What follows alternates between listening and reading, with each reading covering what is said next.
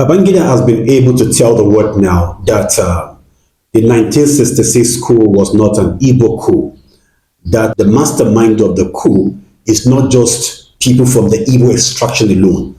We have people cut across all strata of the nation. And most of those who were involved in the revolution were young, dynamic people with open minds, who saw Nigerians beyond what Nigerian was at that material point in time. That all they wanted then was to have Awolowo as the prime minister to chart a new course for the Nigerian state. Having understood the northern hegemony, even the Nigerian military setting. For the sake of clarity and better understanding, Major Kaduna Nzogu was not just the only one that was involved in the struggle. Those who were involved, so we have Major Adewale Ademoyegu was one of them. We have Captain Ganiyu was one of them. We have Lieutenant Fola Oyewale was one of them. We have Lieutenant Olafiniho was one of them, and a host of others. These guys were young, dynamic military officers who believe in oneness and equality of the Nigerian people. As soon as the northern military officers understood that Tafawa Balewa was unalive, that actually drove a lot of them gaga. To say some shocking revelation here today. What happened to Igbos, both militaries and non-militaries? I will give you an hint into it.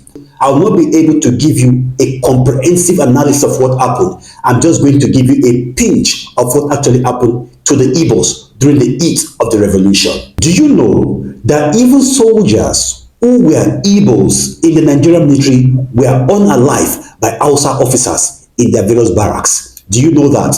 Let me give you instance. Lieutenant Colonel Gabriel Okweze, at the heat of the revolution, called the military officer in his barracks and addressed them that everybody should remain calm, that everything is under control. He actually enraged the northern officers in that barrack. What they did next was preposterous. At the wee hour of the night, they started going from house to house, searching for Igbo's military officers and men, and beginning to unalive them in and around the garrison in Abeokuta. The commanding officer of Abeokuta garrison, Lieutenant Colonel Gabriel, was also unalive by the northern officer at that particular point in time. Military officers and men who were Igbos were unalive by Hausa officers. That was how bad and how low the northerners went there.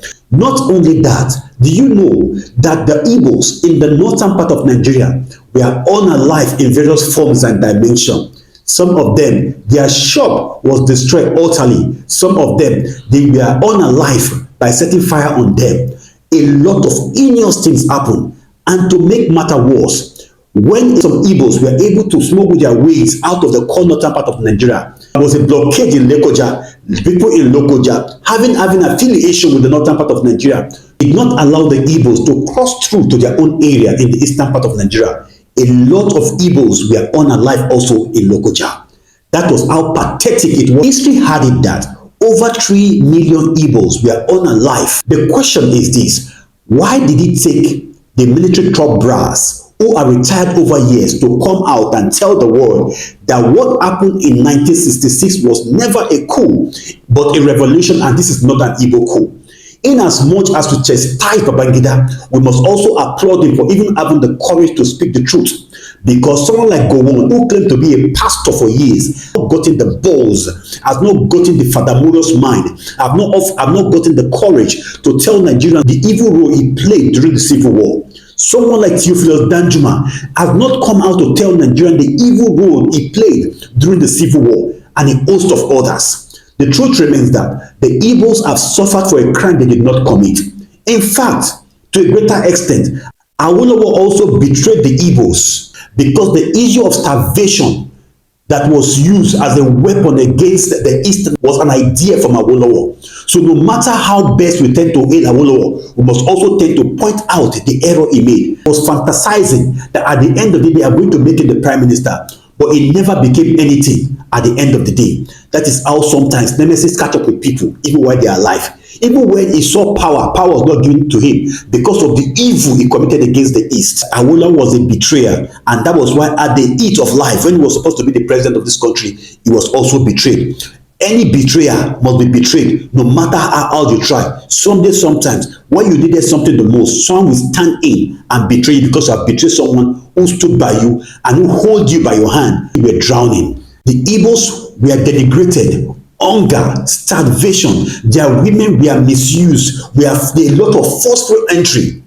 At a point in time, the Hausans began to sing a song then. Iyamiri Sumutu Sunkare Iyamiri. That was the song then. Iyamiri Sumutu Sunkare Iyamiri. Ask those who understand the meaning of the song I just sang. It said the Igbos, they are unalive. They have gone. They are finished. That was the song. Even in my barracks at a point in time, even in the 80s, sometimes some of the Hausas still react that to poke some Igbos men of the Nigerian army. That is how bad it was. And the painful thing is, some of the youth these days, even people like Erofai, who are not even up to 66 years now, still have that notion at the back of their mind that the coup was an Igbo coup orchestrated by the Igbos against the Northerner. Thank goodness that Babagida has gotten the courage to come out and tell the world that it was never an Igbo coup, but a coup orchestrated between the dynamism and the dynamics of the Nigerian political system. Obasa also is not exonerated in all of this. But if you want to understand what really happened, and read this book, Why We Struck. Look here.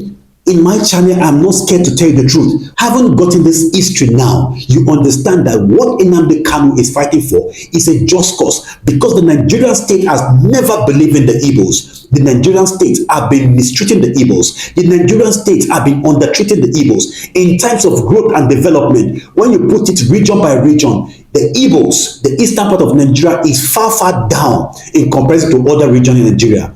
Why is it that the Igbos are suffering for a crime they never committed? It's appalling, and the Nigerian state and Nigerian people must apologize to the Easterner for the sin the Nigerian state has committed against them. Otherwise, Nigeria will never know progress. The truth has come to the fore. What then should be done? My own opinion, let the Nigerian people and the Nigerian state, let an Igbo man become Nigeria's next president as a way of saying we are sorry.